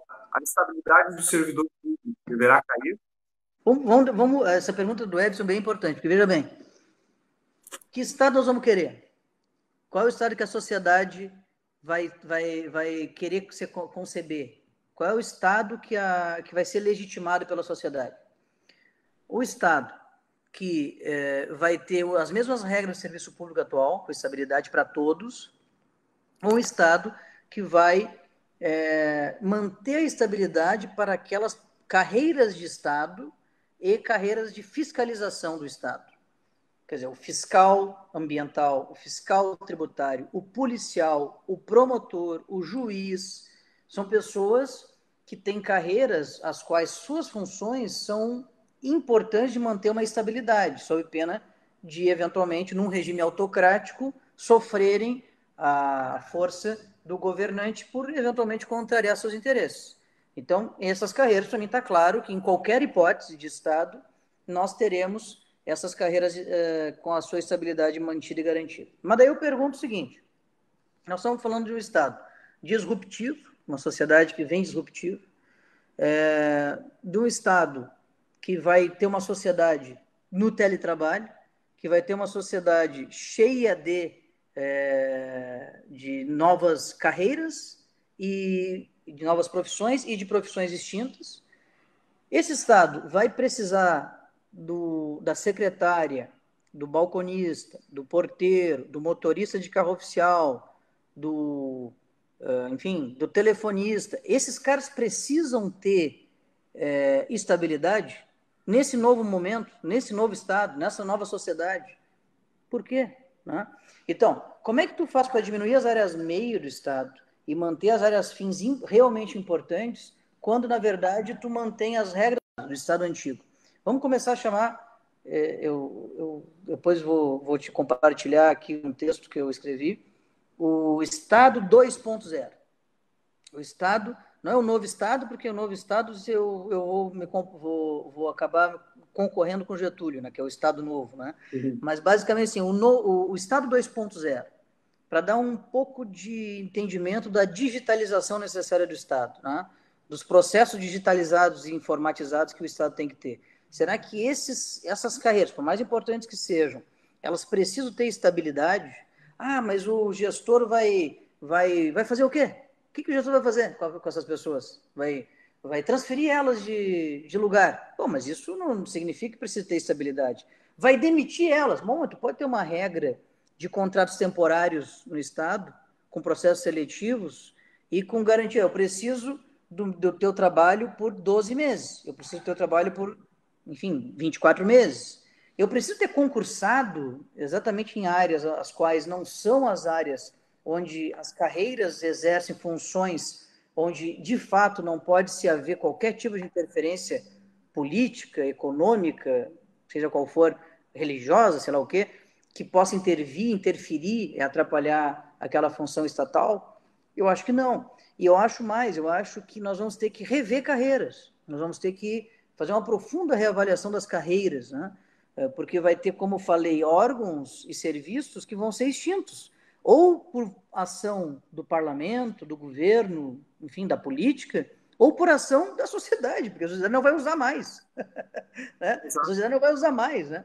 Quer dizer, quando eu falo o seguinte, olha, eu tenho uma televisão pública, eu já estava dizendo, o governo Sartori disse isso 500 vezes, mas vamos lá, agora mais do que nunca, né? Quer dizer, eu vejo a CNN Brasil no meu YouTube, né? Na verdade. Então, por que eu posso ver, inclusive, a TV educativa, a TV pública no YouTube, mas não precisa mais o aparato todo de aparelhagem, servidores para colocar num sinal de televisão, supomos, porque o Estado não precisa fazer isso, né? Ah, mas eu quero informar, quero ter um canal oficial de informação. Usa o YouTube. Né? Então, eu estou dando alguns exemplos. Pois não? As redes sociais estão aí para isso. Um outro exemplo prático disso também, o Estado tinha uma gráfica pública, né, a Corag, que era usada para imprimir o Diário Oficial do Estado, que chegava nas mãos de quase ninguém.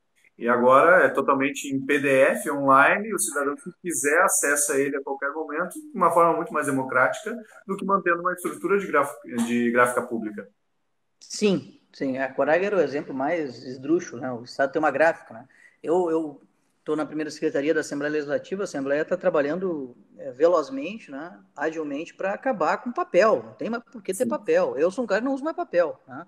Uso só o celular, o iPad e tal, ou o computador. Então, realmente, esse Estado novo vai ser um negócio muito interessante, Leonardo, porque a geração dessa juventude do PMDB, mais a geração que está iniciando, né? Nós já estamos mais adiante, mas é nós, né, Bernardo?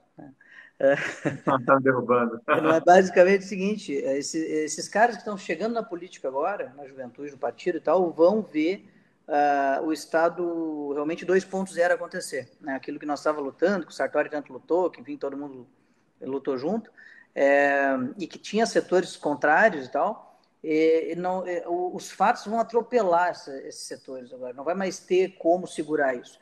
Só que Não vai ser muito. vai ter coisas que nós não vamos conseguir teorizar agora, porque agora é tudo teoria, né? Nós estamos tentando prever o futuro, né?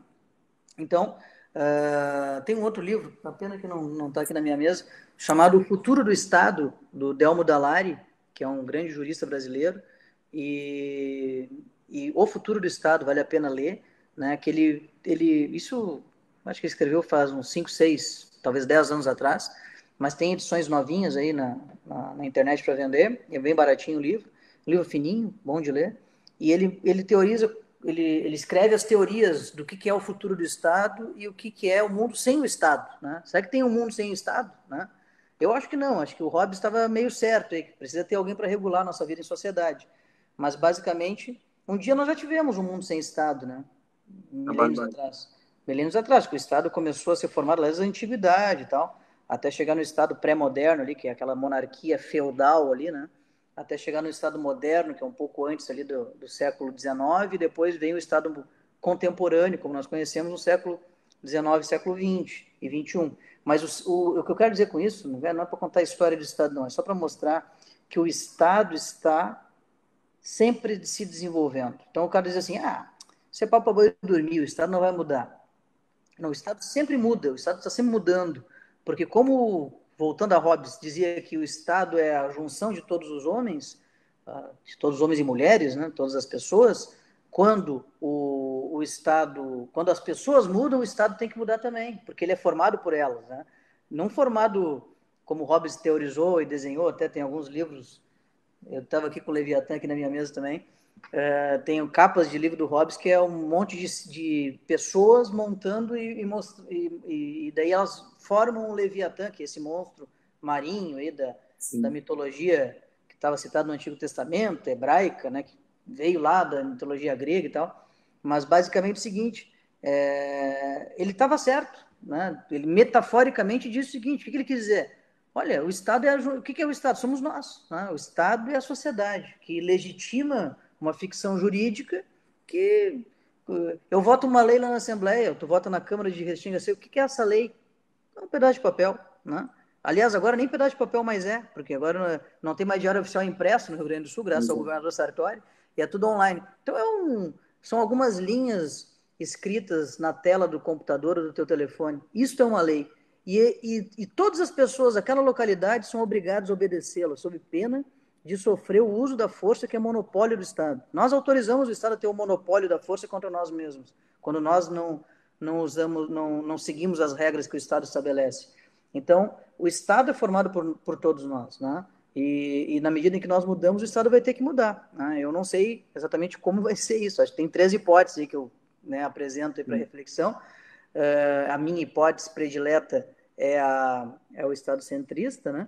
Mas acho que pode acontecer para um lado ou para o outro, então nós temos que estar muito atento nesse momento para poder, enfim, construir um Estado bacana. Vou parar de falar porque eu vou longe aqui. Mas está muito bom o debate e para a gente encerrar aqui, tem um questionamento da Elisiane que bem interessante também. O governo federal, que é o que tem o maior poder de fogo nesse momento, embora limitado, a gente sabe, né, a questão econômica que o Brasil vinha enfrentando para se recuperar, mas é o que realmente tem poder de fogo nesse momento, se for comparar com os estados e municípios. o governo tem feito alguns acenos para socorrer. Dentre eles, aí suspendeu o pagamento das dívidas dos estados, que para o Rio Grande do Sul não faz diferença nenhuma, porque nós já tínhamos a nossa dívida, o pagamento da nossa dívida suspenso desde o governo Sartori, quando o governador conseguiu aquela liminar na justiça que suspendeu o pagamento da dívida do Rio Grande do Sul. Então, isso para o Rio Grande do Sul não muda nada. Agora, tem algumas coisas que o Congresso está trabalhando e que agora tem uma discussão, o Paulo Guedes tem algumas restrições, inclusive, que é esse auxílio aos estados e municípios, né? Que é para compensar as perdas de ICMS, principalmente, que está se tendo nesse momento de paralisação da economia. A Elisiane vem perguntar, qual a sua opinião sobre esse debate? Há alguma possibilidade de ser contra essa proposta? Bom, o cara que for contra isso, com devido respeito, imagina o seguinte, né? Esse modelo atual que nós estamos vivendo, né, nessa fase de desenvolvimento do Estado, nós estamos no meio de uma fase que é contínua, né, está sempre se desenvolvendo, sempre se desenvolvendo, sempre se desenvolvendo, assim como a humanidade, assim como a sociedade, assim como os seres humanos. E esse momento faz com que a organização dos serviços prestados por essa entidade, essa ficção jurídica que nós inventamos lá na antiguidade, que vem se desenvolvendo até desde então, ela diz o seguinte, que nós vamos organizar na República Federativa do Brasil, está lá nos artigos 22, 23, 24 da Constituição, se não me engano, as tarefas de cada ente federado. O que compete ao município, o que compete ao Estado, o que compete à União. Algumas das tarefas, entre as quais a saúde, tem sombreamento, é por isso que agora teve um debate no Supremo Tribunal Federal se o prefeito e o governador podiam fazer o que fizeram. E disseram, pode fazer. Bom, então essas tarefas delegam ao município e ao Estado coisas muito básicas. Eu vou começar por uma coisa, quando tu sai da tua casa e bota o pé para fora da porta, tu vai entrar no meio urbano da tua cidade, se tu mora dentro da cidade. E dentro daquele meio urbano, é só tu olhar para os lados ou para cima ou para baixo, tu vai ver postes de iluminação pública, tu vai ver o canteiro, tu vai ver a rua, tu vai ver, enfim, uma série de serviços que chama-se zeladoria da cidade. Isso compete ao município, não é à União. A zeladoria, mas isso é uma bobagem. Não, é super importante. No momento de pandemia, tu precisa ter o canteiro cortado, tu precisa ter a iluminação funcionando, tu precisa ter tudo organizadinho, porque como tu está com um problema de calamidade na área da saúde, tu precisa ter uma higiene, digamos assim, coletiva da cidade. Em lugares que não tem, deveria ter. Mas não tem. Bom, mas se tu cortar o financiamento do município, obviamente vai piorar a situação. E onde não tem vai piorar, e onde tem não vai ter. Então, essa é a primeira coisa. Depois eu tenho saúde básica. Saúde básica é uma tarefa municipal. E a saúde básica, dentro do Sistema Único de Saúde, portanto é um sistema onde cada um tem uma tarefa, essa saúde básica corresponde ao posto de saúde, que é o primeiro fronte de qualquer enfermidade ao qual o cidadão tenha. E provavelmente, em alguns lugares, só haverá o posto de saúde. Só haverá o posto de saúde. O próximo hospital está a quilômetros de distância, ainda mais a depender do horário que acontecer o episódio. E muitas vezes são hospitais pequenos que atendem praticamente só de forma ambulatorial, né? Pronto, né? São os antigos hospitais, né, do passado, não sei se Restinga tem isso, não sei como é que é, mas vamos lá, é aquele que virou um postão de saúde, né? O pessoal ainda se refere ao hospital, mas não é mais um hospital, né? Na cidade da Thalys, Independência, tem lá o antigo hospital, que virou, na verdade, um posto 12 horas, não é nem 24, né? Que é o chamado PA, pronto atendimento, né? O PA. Muito bem. Então, a saúde é outra coisa. Aí eu vou pegar, vou sair do município, vou para o estado. A segurança pública, né? Que é o brigadiano, o policial civil, o agente da SUSEP, que está lá guardando os presos e tal. Então, tudo isso são serviços os quais o Estado presta. O Estado presta. O Estado que eu digo, de novo, não é o Estado do Rio Grande do Sul, é o Estado lá do centro. Bom, isso está dentro do nosso contrato social, aquele que nós fizemos séculos atrás, e que nós dissemos, olha, eu não posso... Por que o nome do negócio é chamado serviço público? Já parou para pensar nisso? Por que é serviço público? Porque é o seguinte, cada um de nós não pode ter um posto de saúde na nossa casa. Não pode ter um posto da Polícia Rodoviária Estadual, da Polícia Militar na nossa casa. Cada um de nós não pode, ou não quer, em muitos casos, ter uma escola na nossa casa. Não posso, não tenho como eu ensinar a minha filha e a minha esposa que ensinar a minha filha, porque a gente trabalha, a gente tem outras tarefas. Então eu tenho que ter esses serviços que são de todos, financiados pelo imposto, que já tem, diz o nome, é imposto, é obrigado a ser pago pelas pessoas daquela localidade para poder pagar esse serviço. Se esse imposto, cujo nome é imposto por ser obrigatório, não é arrecadado, tendo em vista que ele não existirá a partir da inexistência da atividade econômica, portanto, não é uma crise, é a falta da atividade econômica, as empresas estão fechadas, ou a empresa está aberta e não vende para a Europa, como tu falaste da loja de imóveis aí, da indústria de imóveis aí da tua região, portanto, como que o Estado de novo lá do censo, vai arrecadar e vai pagar a essa máquina, esses serviços? Tudo bem, tem serviços que de fato talvez não deveriam existir mais, são desatualizados, mas a grande maioria são serviços que hoje, neste modelo estatal, são necessários. Portanto, quando eu digo que cai 30% a arrecadação do ICMS do Estado do Rio Grande do Sul, agora estou falando do ente federado do Rio Grande do Sul, eu digo o seguinte, vai dar um colapso no serviço público, Alguém perguntou dos deputados, né? O deputado, bom, a Assembleia está devolvendo dinheiro, o Poder Judiciário tem que fazer a PEC do 10º, né? Talvez esse negócio de salário, bom, você tem que diminuir salário, e tem que diminuir dos altos salários de todo o serviço público, juiz, promotor, desembargador, ok, isso tudo está sobre a mesa, mas veja bem, agora, nesse momento, se o Congresso Nacional, e daí por isso que eu liguei para o senador Lazier Martins essa semana, dizendo o seguinte para ele, senador, o senhor representa o Estado, os senadores representam o Estado, os deputados federais, o povo que vive circunstancialmente no Estado, né? O povo brasileiro que vive circunstancialmente no Estado. Portanto, o senador representa o ente federado. Tanto é verdade que o Acre tem 3 senadores, o Amapá tem 3 senadores e São Paulo tem 3 senadores. O Rio de Janeiro tem 3 senadores, são iguais. Daí o porquê são 27 vezes 3 é 81. Né? Porque a Federação Brasileira, né, ela é montada lá no artigo 3º da Constituição, está dizendo o seguinte, quais são os objetivos da República Federativa do Brasil, entre os quais está lá no inciso 3, desenvolvimento nacional, quer dizer, é desenvolver a nação como um todo, né? E aí eu digo o seguinte, gosto muito da etimologia da palavra, né, que é a origem da palavra e do termo, né, que diz o seguinte, a União Federal, ela é União Federal porque ela une as unidades da federação.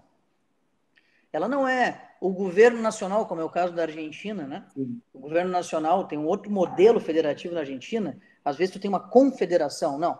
No Brasil tu tem a União Federal, que é a união de todas as unidades federativas, no caso os estados nacionais, aliás, os estados da federação, que formam o grande estado nacional, que é a União Federal, é quem gestiona esse grande estado nacional. Ora, se a União, no momento em que o Rio Grande do Sul, os outros estados, tiverem perda da arrecadação, não por incompetência do gestor, por algum erro que nós cometemos, porque não há atividade econômica, e a União Federal, que é a única que pode fazer uma coisa que os estados não podem. Nos Estados Unidos pode.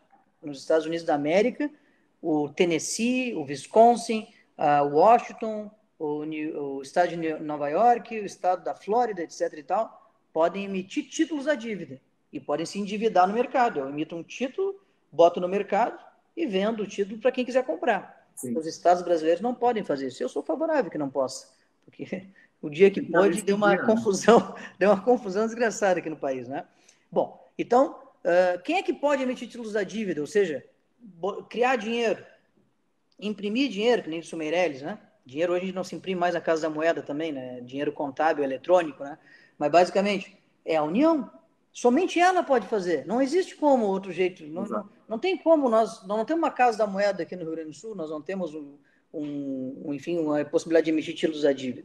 Nós temos a União Federal, que é a unidade nacional. Ora, se a União Federal não tem esse princípio, não atende o princípio, já é consolidado na Constituição Federal, no direito brasileiro, no direito público brasileiro, o princípio da solidariedade federativa, quer dizer, solidariedade com os meus entes federados que compõem a mim mesmo, enquanto União Federal, então é melhor nós fazer a independência e virar um Estado nacional, porque aí nós mesmos vamos emitir o título da dívida, nós mesmos vamos cuidar da nossa inflação, da nossa moeda, vamos fazer o PILA, né? Os pilas, né? Então, eu estou, claro, obviamente, falando dramaticamente aqui, porque eu não sou favorável à separação, né? Isso é uma ideia absurda, na minha visão, porque eu sou um gaúcho brasileiro, gosto muito do Brasil, fui presidente nacional da Juventude do Partido e, enfim, conheci o Brasil, né? E amo o meu país. Mas, basicamente, é o seguinte, o cara que vota contra isso não entendeu nada, né? Com devido respeito, eu sei que teve companheiros nossos até que votaram contra, eu acho que é isso que a Elisiane está me provocando aqui, mas basicamente o cara não entendeu nada, né? Porque o município vai ter dificuldade de prestar ou não vai prestar os serviços essenciais, nós estamos no meio de uma pandemia, aí eu preciso ter o posto de saúde aberto, preciso ter a brigada militar funcionando, etc., e simplesmente não tem dinheiro, porque não houve atividade econômica para que o Estado pudesse arrecadar. Então, concluindo, eu acho super importante, é a grande missão, inclusive, Norton, sugerir que a juventude do MDB nacional, que o MDB nacional está fazendo a sua parte, né? Quero até agradecer e parabenizar o presidente Baleia Rossi, mas a juventude nacional, a juventude estadual, deveriam, né, a meu ver, como sugestão, entrar nessa luta, pressionar, fazer tuitaço, fazer pressão, porque o Bolsominion, né, a bolsosfera, né, tem a globosfera, né, e tem a bolsosfera, né, que são o pessoal que é apoiador fanático aí do presidente Bolsonaro. Esses caras estão se mobilizando contra o PLP 149. Não é uma estupidez total, porque eles mesmos vão ser prejudicados, né, devido ao respeito. Mas, Existe então, toda uma tese que é uma tese muito radical, que vai contra, inclusive, essa ideia de que nós temos de ser um Estado federado. Esse Estado federado, inclusive, é indissolúvel. Então, um Estado e um município não teria para onde correr, senão para a União nesse momento, né? Como tu disseste bem. Mas existe cláusula pétrea da Constituição, né? A federação ela é indissolúvel e esse artigo que fala que ela é indissolúvel é cláusula pétrea na Constituição, é o artigo 60 da Constituição. Então, realmente, assim, é uma deslealdade federativa, deslealdade. Uma coisa é a dívida do Estado, que o Estado está quebrado, que nós vamos enrolando. Isso é uma coisa. Outra coisa, mesmo, tu sabe que não é culpa do Estado, não tem. Tu vai dizer que o Rio Grande do Sul não está praticando responsabilidade fiscal desde 2015? É mentira. É óbvio que está. Desde o governo Sartori, o próprio governo Eduardo Leite, tem que reconhecer, também está praticando. E simplesmente os caras não vão ajudar. Aí não tem condição. E aí existe toda essa teoria, existe essa teoria radical de que é uma conspiração de prefeitos e governadores para forçar o Bolsonaro a ajudar os estados que estão em dívida e os municípios que estão em dívida, e também que seja uma conspiração política para derrubar o presidente da República. Ora, assim, imagina se em algum momento a gente ia imaginar, ia projetar no futuro, que ia nascer um vírus mutado lá na China, o mundo inteiro ia sofrer com as consequências de uma pandemia dessas, e governadores e prefeitos em função do presidente da República. Não faz sentido nenhum. Acho que é importante a gente falar disso, porque parece que por um bom tempo as pessoas estavam até com medo de falar, de fazer, né, as considerações, porque o bolsonarismo ele veio até certo ponto crescendo com posições radicais, como o petismo foi no início do governo Lula, que era muito forte. Tu criticar, divergir do Lula, e aí não é falar mal, mas criticar e divergir do Lula naquele momento, tu apanhava na rua. E o bolsonarismo ele veio numa linha parecida e cria teorias como essa. Só que a gente tem que entender que a gente está lidando com a vida das pessoas. Se o Estado não for socorrido, é a tua mãe ali, a tua avó, é o teu filho que não vai ter escola, é a tua tia que não vai ter hospital, é a vida das pessoas, não é uma questão política. Então isso que eu acho que é importante, entender o que esse socorro não é um socorro ao CNPJ do Estado, mas um socorro à população, à sociedade que está lá na ponta esperando, porque a gente está falando que temos problemas de saúde, a gente tem problemas sanitários, não estamos dando perspectiva.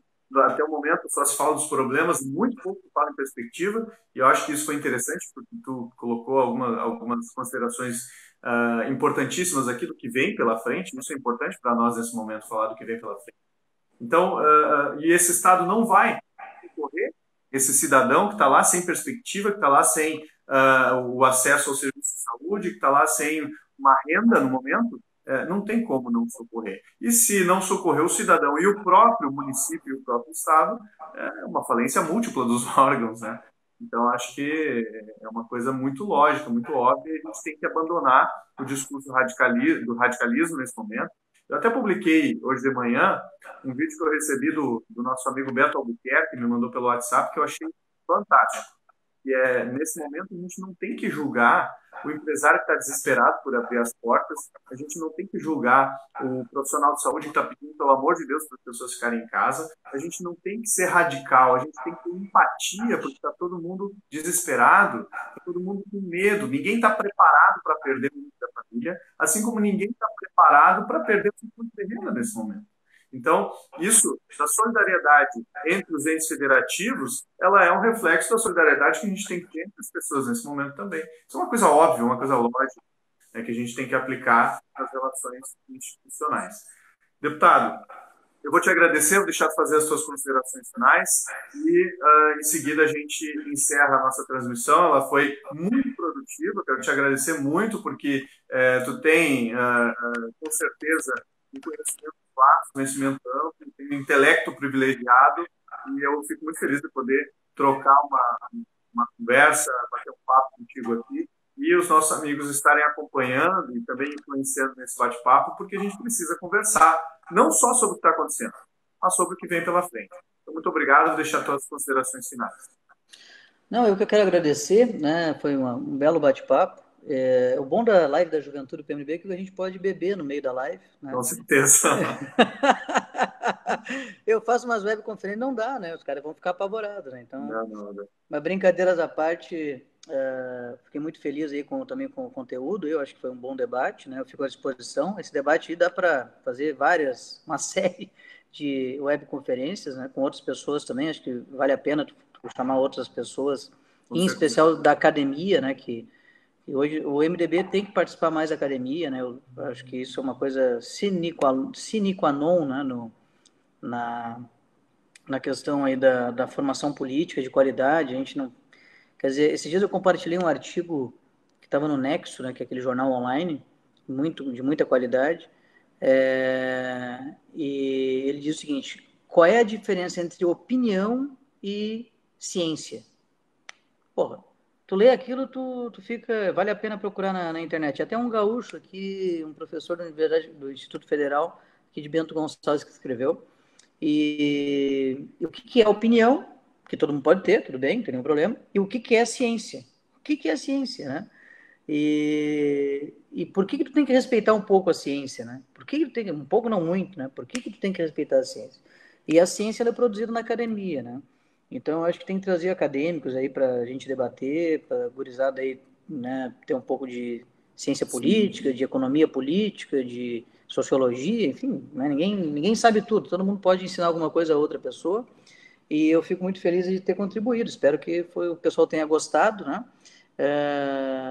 Parabenizar a Juventude do MDB, mais uma vez, por essa série de debates, que eu vejo que ontem foi o Beto, vai ter depois outras tantas, né? E eu quero assistir aí na medida do possível para a gente poder acompanhar. E fico à disposição, e sempre que for necessário, me chamem, que eu estou sempre às ordens para ajudar a nossa juventude. Muito obrigado e boa noite. Muito obrigado, deputado. A gente fica muito feliz com a tua participação e que bom que tu está acompanhando aí o nosso projeto.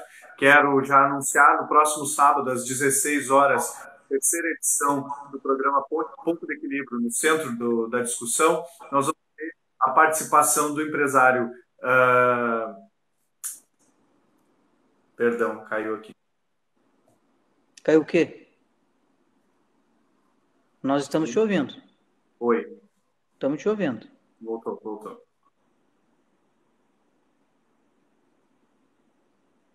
Perdão. Tá me ouvindo bem? Estou te ouvindo perfeitamente. Tá bem. No próximo sábado, então, às 16 horas, um bate-papo do João Ricardo Oliveira, que é o nosso vice-presidente estadual da Juventude, com o empresário Vinícius Mendes Lima, que é Vini Schock, né? Da agência Besouro de Fomento. Né? Vamos conversar sobre o programa Brasil Empreendedor, que vai ser um bate-papo também bastante interessante, que é um programa do governo federal que vem para orientar as pessoas que estão agora, né, preocupadas em o que fazer do seu negócio, ou pessoas que querem ainda, de alguma forma, criar um negócio, então trabalhar esse tema no sábado às 16 horas. Quero agradecer a nossa equipe de apoio e suporte aí nessas lives, o nosso grande secretário-geral, Ivan Maurina, que é coordenador do projeto Ponto de Equilíbrio. Meu muito obrigado, Ivan, que está fazendo um grande trabalho na coordenação desse projeto. O Natanael Miguel, que está nos dando suporte na coordenação. A Susan, que está nos passando as informações do que o pessoal está perguntando e que a gente dá o feedback. E o Flávio, que me deu o suporte presencial aqui para a gente conseguir organizar essa live. Muito obrigado a todos. Um grande abraço ao deputado Souza, um grande abraço à nossa juventude e os amigos todos que nos acompanharam na live de hoje. Um grande abraço a todos e até o próximo encontro com o João Ricardo e o Vinícius Lima. Muito obrigado.